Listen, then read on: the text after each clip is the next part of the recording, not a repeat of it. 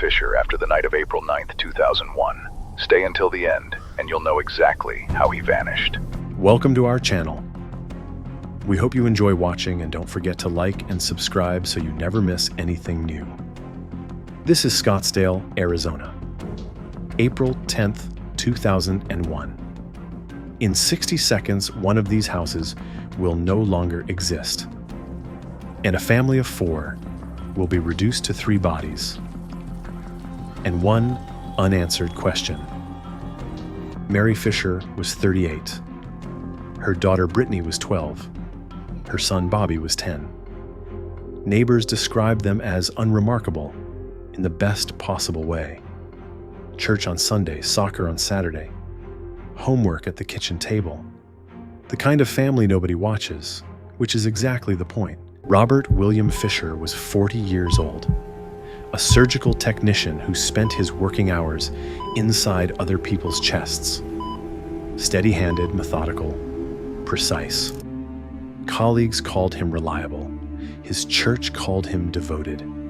Every description of Robert Fisher from that spring uses the same word, controlled. Inside the house, that control had a different shape. Investigators would later describe a home where rules were absolute and privacy ran one direction, where the family knew exactly which moods were coming before he spoke. From the street, nothing showed. From the hallway, everything did. By the spring of 2001, the marriage was failing. There had been an affair. There had been separations. There had been the slow, quiet arithmetic that ends a household. Mary had begun speaking to people about divorce. For most men, that is where a story ends. But those close to the family later described something else. That Robert had said more than once that he would never allow his family to be broken apart, that he would rather see it destroyed. At the time, it was heard as grief. It was not grief. What investigators found later suggested this had not been decided in an evening. In the months before April, Robert Fisher had been reading about wilderness survival, about living off-grid, about how a person disappears from a country of 280 million people and stays gone. He was also a hunter. He knew this landscape, the Tonto National Forest, 3 million acres of pine, canyon, and rock northeast of the city. He knew how to move through it, how to feed himself in it, and how to leave nothing behind. Remember that. The evening of April 9th was, by every account, ordinary. Homework, television, the dog. The last hours in which the Fisher family existed as 4 people are, frustratingly, the least documented hours of this entire case. Nobody was watching. Nobody had any reason to be. At 4 minutes past 11 that night, a security camera recorded a man at an automated teller machine.